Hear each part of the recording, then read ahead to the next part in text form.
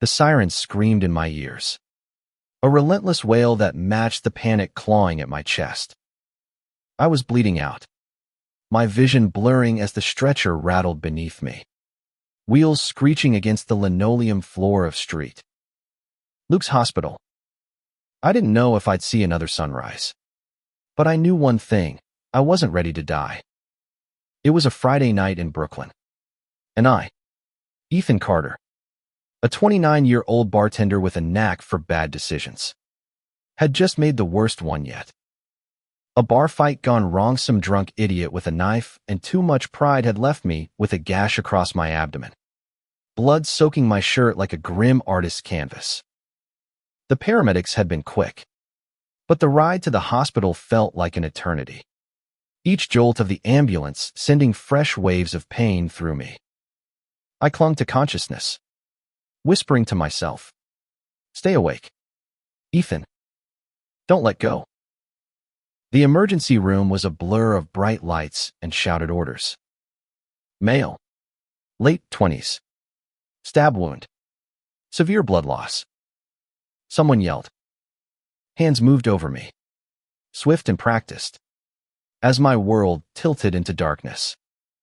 The last thing I saw before blacking out was a pair of steady brown eyes behind a surgical mask, calm amidst the chaos, locking onto mine with an intensity that felt like a lifeline. When I came to, I was in the recovery ward, tubes snaking from my arms, the sterile scent of antiseptic heavy in the air. My body ached, but I was alive. A nurse with kind eyes checked my chart, her voice soft as she said, "You're lucky, Mr. Carter. Dr. Noah Ellis saved your life in there." I nodded weakly, the name barely registering. All I could think about was the pain and the overwhelming relief of breathing without a knife in my gut. Dr. Noah Ellis. I didn't know him yet, but his name would soon become the center of my world. Over the next few days, I pieced together what had happened. The knife had nicked an artery, and I'd been minutes from bleeding out. Dr. Ellis, a trauma surgeon with a reputation for miracles, had worked tirelessly in the operating room, his hands steady as he stitched me back together. Nurses whispered about him with a mix of awe and affection, calling him brilliant, compassionate, a man who never gave up on a patient.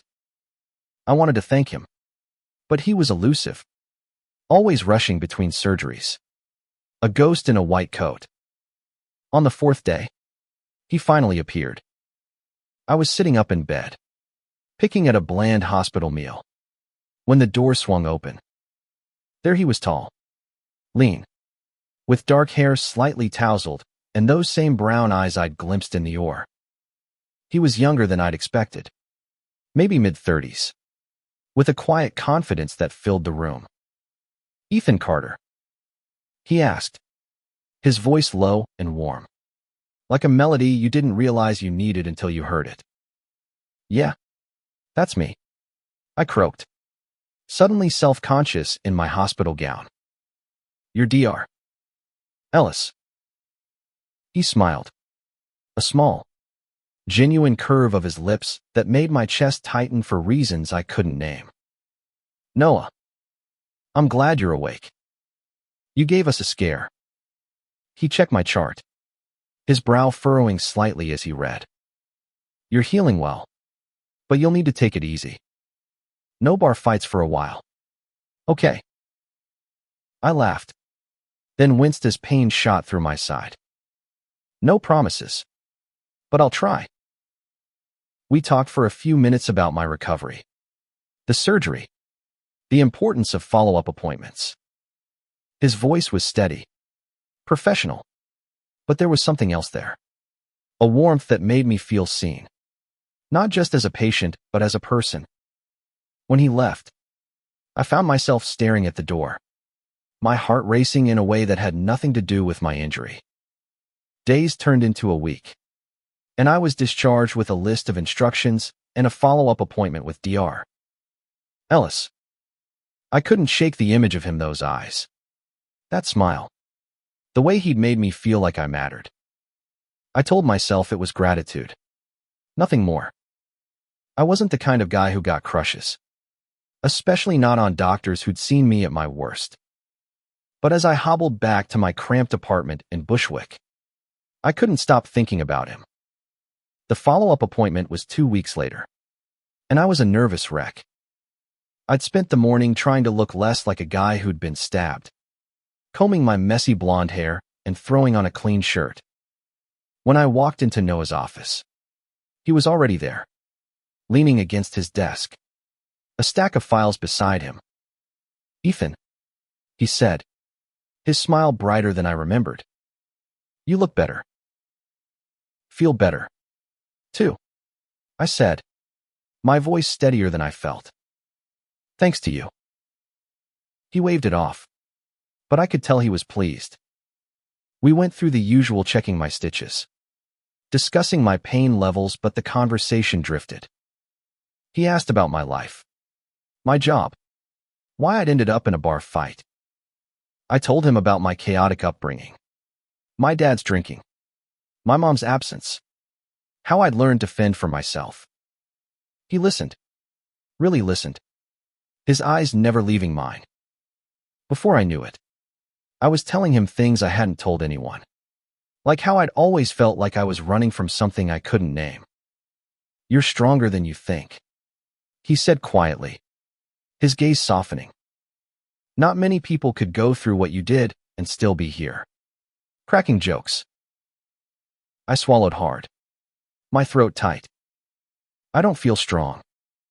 I feel like I'm one bad decision away from screwing it all up again. He leaned forward, his voice firm but kind. "Then make better decisions. You've got a second chance, Ethan. Don't waste it." Those words stuck with me, replaying in my head as I left his office. I didn't know it then, but that conversation was the first crack in the wall I'd built around myself. A wall that had kept me from trusting, from feeling, from hoping. Noah Ellis wasn't just a doctor. He was something more, something I wasn't ready to face. But life, as I'd learned, doesn't wait for you to be ready. The weeks that followed were a strange dance of recovery and obsession.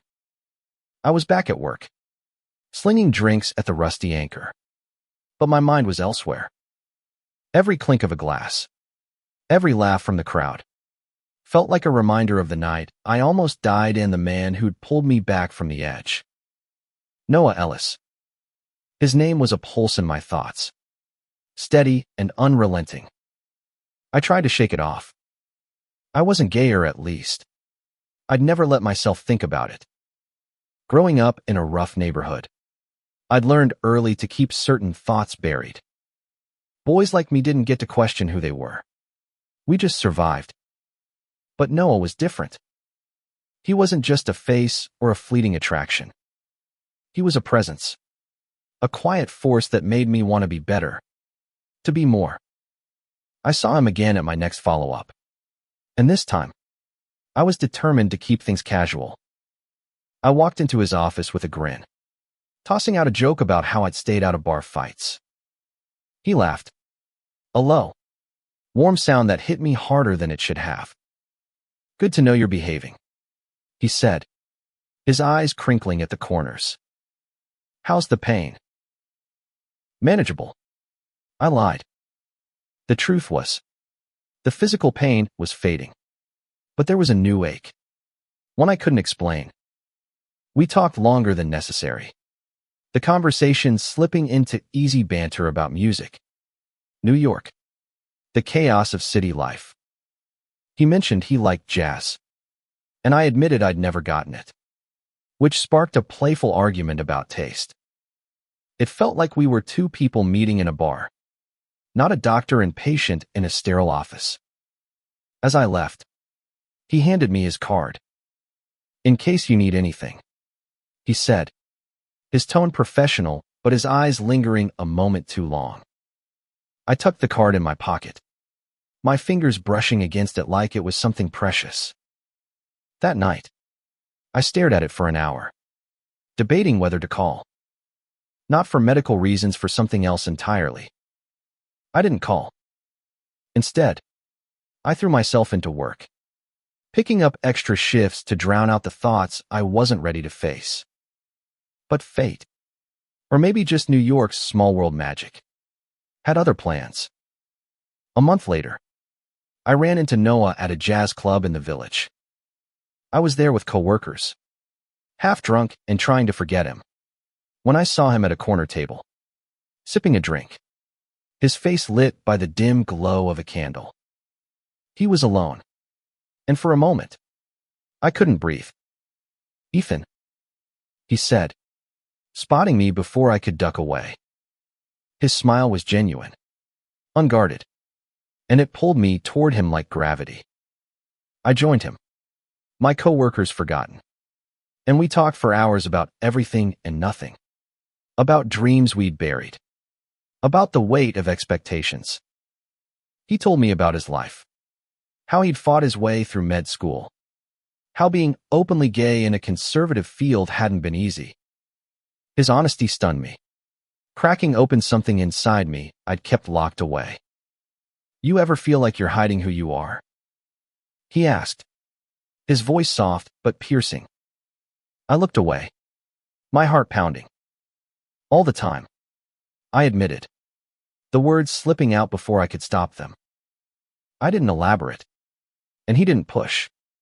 But the air between us shifted, charged with something unspoken.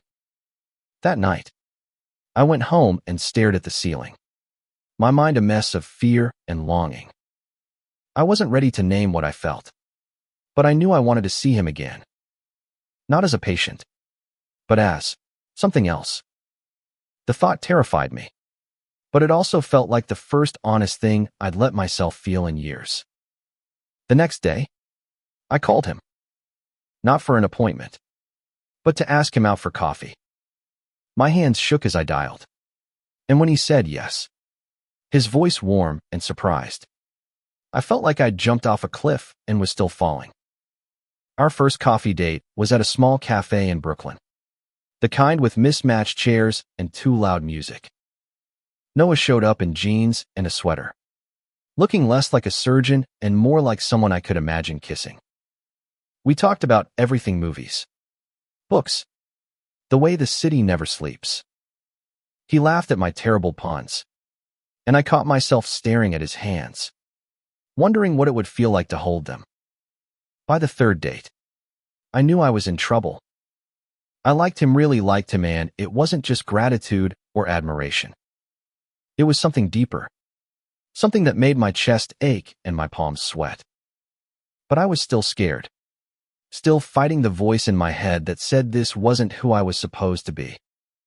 One night, after a walk through Prospect Park, he stopped under a streetlight and looked at me, his eyes searching. "Ethan, what's holding you back?"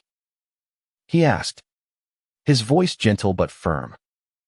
I froze, my throat tight. "I don't know if I can do this," I said, my voice barely above a whisper. I don't know how to be this person."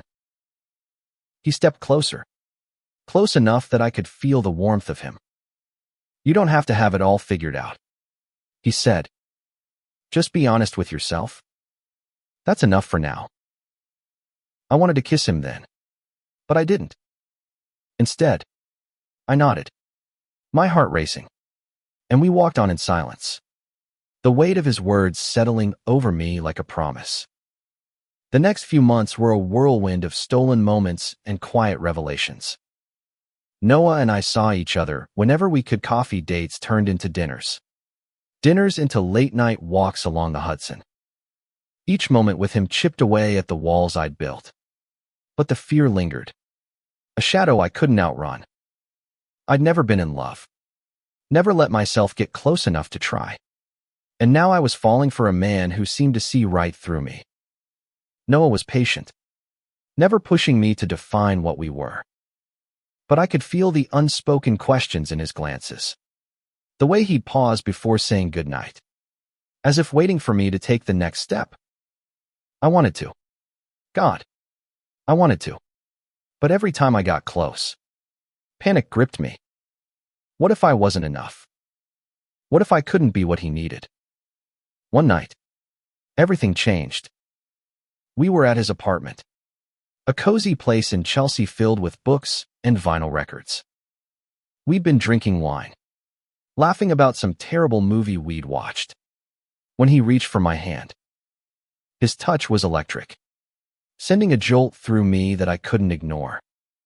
"Ethan," he said, his voice low, "I need to know where you stand. Because I'm falling for you, and I don't want to do this halfway." My heart stopped. I wanted to say I was falling for him too, that I'd never felt this way, that he was the best thing in my life. But the words caught in my throat, tangled in years of denial and shame. Instead, I kissed him. It was clumsy, desperate, but it felt like coming home. His lips were warm, his hands steady as they cupped my face. And for the first time, I let myself feel everything I'd been running from. After that, there was no going back. We were together, really together, and it was terrifying and exhilarating all at once. I started to open up, telling him about the kid I'd been, the one who'd learned to hide his feelings to survive. He shared his own struggles growing up in a small town, coming out to a family that didn't understand, fighting to be taken seriously as a gay doctor in a world that wasn't always kind. His strength inspired me, made me want to be braver, better. But life doesn't let you live in a bubble forever. Trouble came in the form of a late-night call from the hospital. Noah was on shift when a mass shooting rocked Brooklyn, a senseless act of violence that flooded the ER with victims. He worked for 36 hours straight, saving lives. But when he came home, he was different, haunted, distant. I tried to be there for him, but he pushed me away, saying he needed space to process. I didn't know how to help him, and it scared me. I'd finally let myself love someone, and now I felt him slipping away.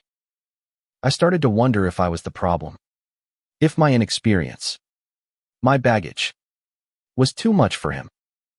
The doubt gnawed at me, and I started pulling back, canceling plans, making excuses. Then came the night that broke everything open. I was at the bar, working a late shift, when Noah showed up, his face pale, his eyes red-rimmed. "We need to talk," he said, and my stomach dropped. I followed him outside, the cold November air biting at my skin. "Ethan, I've been keeping something from you," he said, his voice shaking. "Something big." My heart raced, every worst-case scenario flashing through my mind. "What is it?" I asked, bracing myself. He took a deep breath, his eyes locking onto mine. "When I operated on you, I found something. A mass. It wasn't just the stab wound we were dealing with. I didn't tell you because I didn't want to scare you. But it was cancer." The world tilted. Cancer. I'd been living my life, falling in love, thinking I was fine. And all this time, there'd been a bomb inside me. "Why didn't you tell me?" I demanded, my voice rising.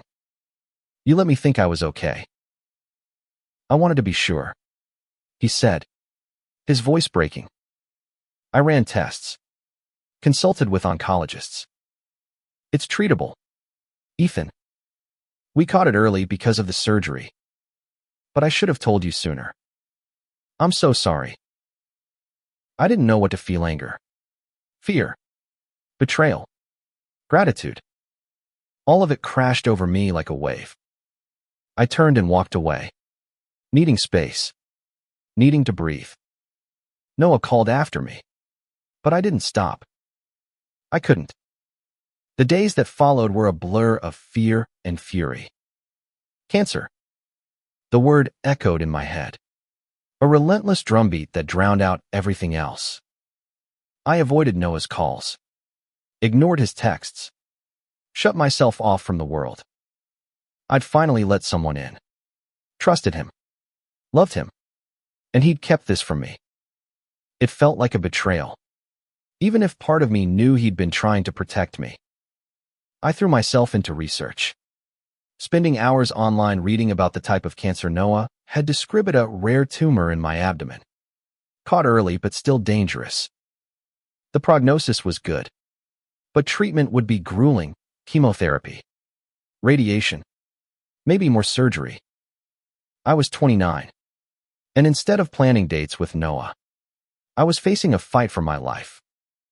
Again, my friends at the bar noticed the change in me, but I brushed them off, saying I was just tired. The truth was, I was terrified, not just of the cancer, but of what it meant for me and Noah. I loved him, I could admit that now, but the hurt of his secrecy cut deep. How could I trust him again? A week later, I showed up at the hospital for a consultation with an oncologist. Noah was there, waiting in the hallway, his face drawn with worry. "Ethan, please," he said, stepping toward me. "Let me explain." I wanted to walk away, but something in his eyes stopped me. They were the same eyes that had anchored me in the OR, the ones that had seen me at my most vulnerable and refused to let me go. 5 minutes, I said, my voice cold.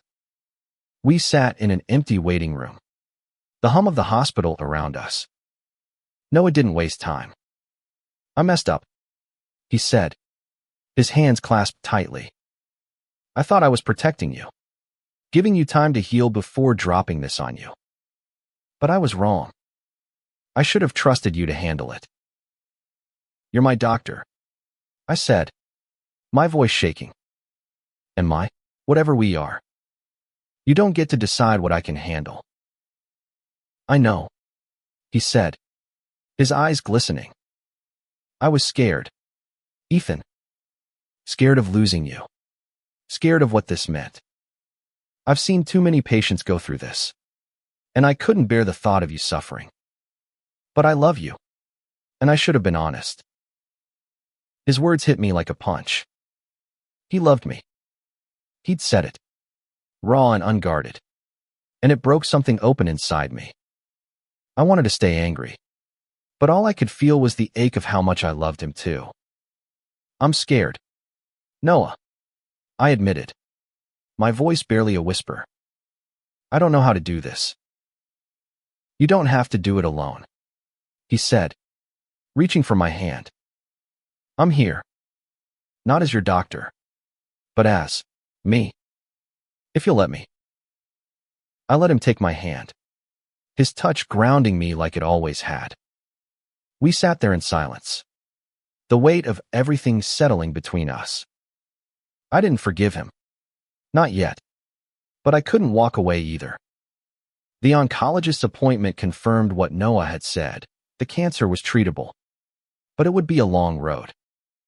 I started chemo the next week, and Noah was there for every session, sitting beside me as the drugs dripped into my veins, making me nauseous and weak. He didn't try to fix me or sugarcoat things. He just stayed, his presence a quiet strength I leaned into. Our relationship shifted during those months. The romance was still there, but it was deeper now, forged in the fire of shared fear and hope. We talked about everything: me dreams of opening my own bar, his guilt over patients he couldn't save, our fears of what the future held. I started to understand him, the weight he carried as a doctor, the way he poured his heart into every life he touched. But the cancer wasn't the only battle. My family, or what was left of it, didn't know about Noah, and I wasn't ready to tell them. My dad, a gruff mechanic with no patience for anything he didn't understand, would never accept me being with a man. I'd spent my life hiding from him. And now, with cancer and Noah in the mix, I didn't know how to face that truth. One night, After a particularly rough chemo session, I broke down in Noah's arms. What if I don't make it? I whispered, the fear spilling out. What if this is all for nothing? He held me tighter, his voice steady. You're going to make it, Ethan. And even if you don't believe it, I do. I've seen you fight. You're stronger than you know. His belief in me was a lifeline, pulling me through the darkest moments. But as the treatments wore on, I couldn't shake the feeling that something else was coming. Something that would test us even more. The chemo was brutal, but it was working. Scans showed the tumor shrinking, and my oncologist was optimistic. Noah and I celebrated quietly, with takeout and a movie in his apartment. But the victory felt fragile. I was still sick, still scared, and the weight of Noah's secret hung between us. Even if I'd started to forgive him, our relationship grew stronger. But it wasn't perfect. I was moody, exhausted, and sometimes lashed out when the fear got too big. Noah took it in stride, his patience endless, but I could see the toll it took on him. He was still working long hours at the hospital, saving lives while carrying the weight of my illness. I hated that I was adding to his burden, but I didn't know how to stop. One day, he came home with a different kind of exhaustion in his eyes. There's something I need to tell you, he said, sitting me down. My heart sank, bracing for another bombshell. I've been offered a job in Boston, a trauma fellowship. It's a big opportunity, but it would mean leaving New York. I stared at him, my mind racing. Boston. It wasn't far, but it felt like a chasm. When do you have to decide? I asked, my voice tight. Soon, he said. I haven't said yes. I wanted to talk to you first. I didn't know what to say. Part of me wanted to beg him to stay, to tell him I needed him. But another part, the part that loved him, knew I couldn't hold him back. You should take it, I said finally, the words tasting like ash. It's your dream. He shook his head. You're my dream, Ethan. I don't want to lose you. The words broke me open, and I kissed him, hard and desperate, trying to pour everything I felt into that moment. We didn't talk about Boston again that night, but the question lingered, a storm cloud on the horizon. As my treatment neared its end, I decided it was time to face my family. I hadn't seen my dad in years, but I couldn't keep hiding who I was. I drove out to Long Island, my stomach in knots, Noah's hand in mine for courage. My dad was older than I remembered, his face lined with years of hard living, but his eyes were still sharp, judgmental. I told him everything about the cancer, about Noah, about the man I'd become. He didn't yell, didn't throw me out, but his silence was worse. You're my son, he said finally, his voice flat. But I don't understand this. I don't know if I can. I left feeling raw, but lighter. I'd told the truth, and that was enough for now. Noah was waiting in the car, and when I slid into the passenger seat, he didn't ask questions. He just took my hand and drove, the silence between us warm and steady. Back in New York, I got the news I'd been waiting for. I was in remission. The tumor was gone, and while I'd need regular checkups, I was free.